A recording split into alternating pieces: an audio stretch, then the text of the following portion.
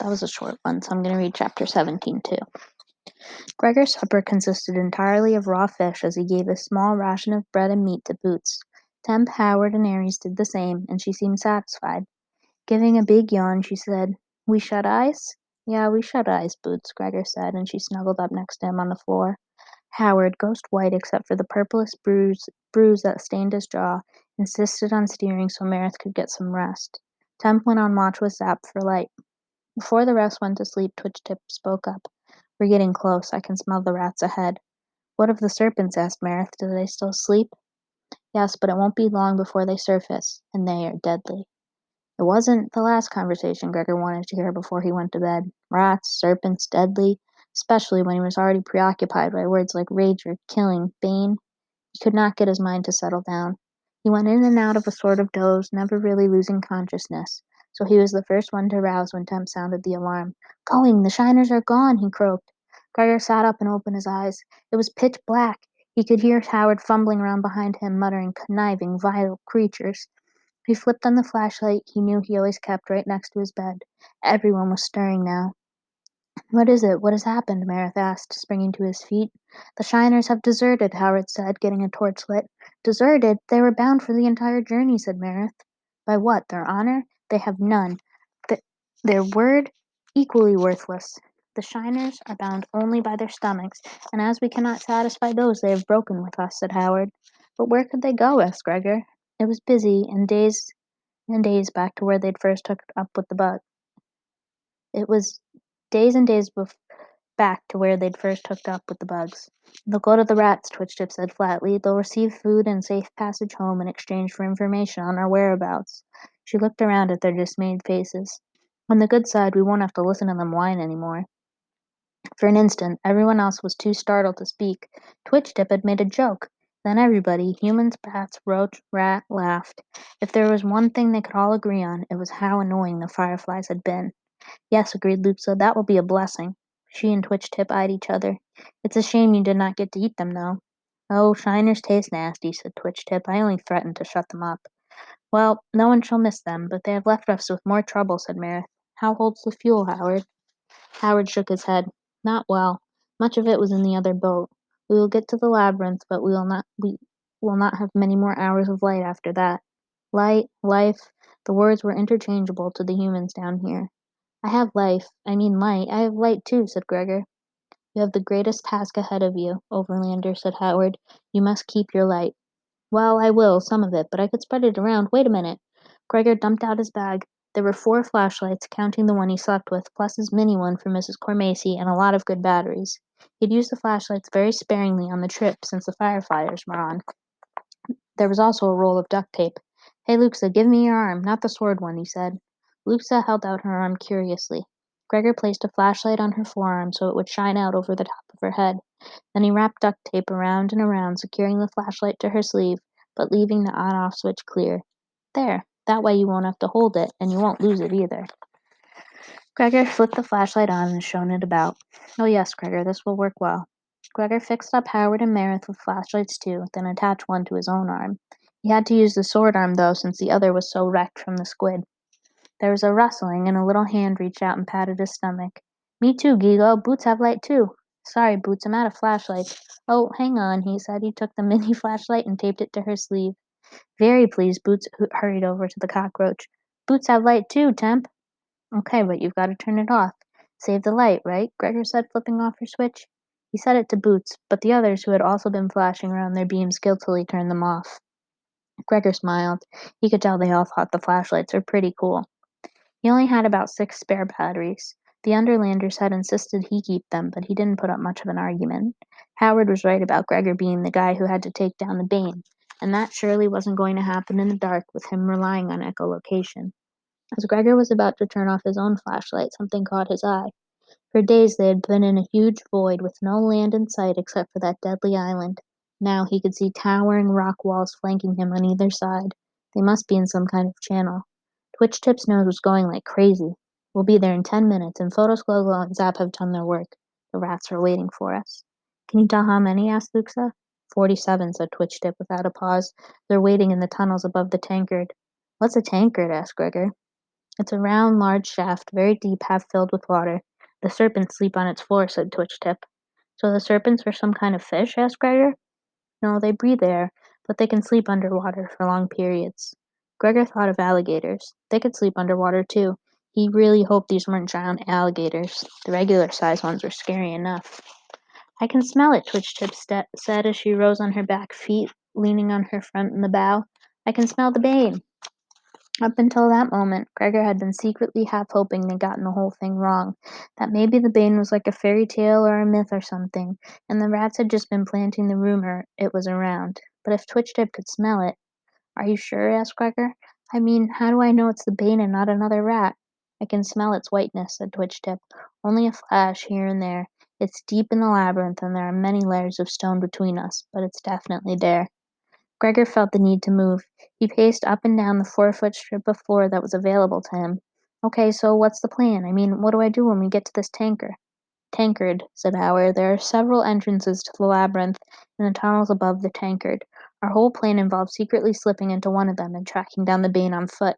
But this was before the Shiners turned on us. So much for plan A. What's plan B? Asked Gregor. There was a long pause. Come on, everybody, there has to be a plan B. In all fairness to the Council, Overlander, coming up with any plan that brought us this far was difficult. In the Underland, in the event that a plan fails, we usually have two options to fall back on. We may fight, or we may flee. Flee? Ahead lay a rat-filled tunnel. Besides, the waterway with nowhere to land except that ocean teeming with flesh-eating insects. There's nowhere to flee, said Gregor. That makes our decision simpler, said Howard. He began to pass out the swords. Twitch-Tip, which entrance betters our chance of survival? There's one on the far end of the tankard.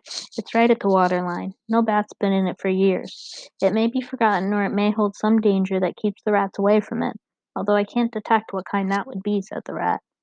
Can you direct us once we enter the tankard? Asked Meredith. We're already here, said Twitch-Tip. Gregor flipped on his flashlight, and the others followed suit. They were floating across what appeared to be a giant round pool. The surface was smooth and unbroken as a mirror. There were no beaches. The water went straight up the stone wall on all sides. Tunnel openings dotted the walls, some almost concealed by the waterline, while others hundreds of feet up. In many of them, Gregor could see a large rat. No one moved. Not the rats, not the visitors. An eerie silence surrounded them. Then there was a slight scraping from above. Splash! Something landed off to their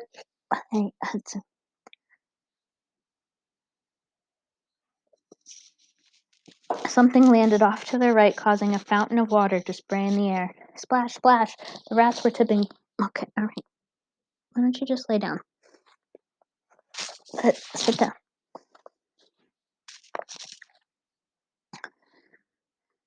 The rats were tipping boulders out of the tunnels and sending them hurtling into the water below.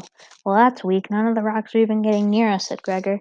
It was true. The boulders were missing them by a mile. He felt a little better, knowing the rats were launching such a worthless attack. Splash, splash, splash. Luxa frowned. Something's wrong here. Yes, it's not like the Gnars to waste their energies on futile attacks. Howard's eyes widened, and he began waving his arms frantically. Get the boat up, Flyers. Get the boat up now. Twitch-Tip sprang at almost the same time. They're waking! They're waking! Fly! And that's when Gregor put it all together. The rats weren't trying to sink their boat with rocks. They were trying to wake the serpents. Aurora and Andromeda latched onto the front ropes. Ares got his claws around the two ropes in the back. They lifted the boat out of the water, spinning it in a circle as they rose. Where fly we? Came from all three bats. Twitch-Tip, where lies the tunnel? Asked Marith. Stop spinning the boat so fast, and I'll tell you, said the rat. The bats maintained a slower circle, and Twitch-Tip indicated a tunnel opening opposite the channel they'd come in. There, that one shaped like an arch. Gregor caught it in a flashlight beam. It was only about 6 feet high, and you could have swum right into it. But it's half underwater. Does it even have a floor? Further in. Look, it's no time to be picky. The serpents are— Bam! Something hit the side of the boat, ripping away a chunk of it. They were knocked sideways. The bats barely managed to hang on. Gregor thought one of the rat's rocks had made contact. Then he saw it. Oh, he gasped. Oh, geez. His first thought was, I guess they're not extinct after all. He meant dinosaurs, but this wasn't quite right. You're not a very good reading buddy. And dinosaurs had the ability to walk on land. This creature propelled itself with flippers. He knew some kind of aquatic reptile then, but as old as dinosaurs, and as big as the biggest skeletons he'd seen at the museum in New York City. Its body was a flattened oval. A whip-like tail beat the water, causing waves to roll along the calm pool. The neck was at least 30 feet long, and atop its sinuous, scaly pink length was a bullet-shaped head. There were indentations where eyes may have been, somewhere in its evolution, but they were long gone. What use were eyes to it down here? Its mouth opened, letting loose a low howl that chilled Gregor right down to his DNA. And then the light hit his teeth. Hundreds and hundreds of teeth in 3 rows headed their way. Crunch! Another piece of the boat was gone. Abandoned ship, Meredith choked out. Gregor was impressed he'd managed to form a coherent sentence at all. He grabbed Boots in his pack in one swoop and stumbled for Ares. On the count of 3, everyone jumps, called Meredith. Gregor realized that meant jumps off the side of the boat. It was the only way the bats could catch him. He scrambled to the edge. 1, 2, 3. Gregor felt his legs pushing off the boat, and then it was gone. But almost immediately Ares was under him. The bat dipped and swerved, and Temp landed behind him. The poor roach was shaking like a leaf. Well, who wasn't? Temp began nudging him in the back with his head. Gregor turned and saw the roach had a sword in its mouth. Oh man, thanks, Temp, Gregor said, gotta love Temp, grabbing the hilt with his good hand. He hadn't even thought to bring it. Some warrior he was. Everyone's flashlight was on high beam now, which was good, since the single torch that had been lit had just hit the water with a sizzle. A prehistoric nightmare unfolded before them. Half a dozen serpents had broken the surface of the pool, and Gregor had a bad feeling more were coming. They were swinging their heads and tails through the air, trying to take down whatever they could find.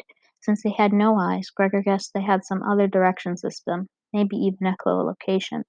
There was no chance of fighting them. It was all Gregor could do to cling to Ares' back while the bat dodged the heads and tails frantically. He caught glimpses of Meredith and Howard on Andromeda. Luxa was on Aurora. Sorry. But wait, where was Twitch-Tip? Gregor heard a shriek and saw Twitch-Tip tangling by the tail from a serpent's mouth. Go, Ares, he cried, and the bat flew straight for the rat. Gregor lifted his sword to attack when a tail caught Ares' broadside and sent them hurtling into the air. Boots flew from his arms. Boots, no, he screamed. Ares, get her. Luxa has her, the bat cried before Gregor could flip out. Luxa has her and Temp. Get in the tunnels, Howard shouted as Andromeda whizzed by. The tunnels. He was sitting upright on the bat, trying to hold on to an unconscious Bloody Mary. 20-feet-high waves were rolling across the pool now, smashing into the rock walls. Rats who had not moved quickly enough into their tunnels were screaming in the serpents' mouths. The air was filled with drenching splashes from the impact of the reptiles' tails. Gregor felt Ares dive. They went straight into the wave, and for a moment he was submerged. When they came up, he was coughing and bewildered. He could feel his bat struggling under the weight of something. They rose in the air, jerking this way and that as Ares dodged the numerous snapping mouths. The bat rocketed toward a stone wall, dipped, and they were inside a tunnel. Ares dropped his burden and collapsed. Gregor rolled off his back and hit the floor with a thud. There was a light behind him in the tunnel. Howard was rapidly working on Meredith on the ground while Andromeda hung over them. One of Meredith's pant legs was soaked in blood. In front of him, Gregor saw the shuddering heap of wet fur that was Twitch-Tip. Blood poured from her nose, which appeared to have been smashed in, and oozed from the stump that had been her tail. There was a sound at the front of the tunnel, and Gregor aimed his flashlight beam, hoping to see Aurora come in with Luxa, Boots, and Temp. Instead, shooting down the tunnel at them were 3 rows of bared teeth. All right, I'll be back as soon as I can with Chapter 18.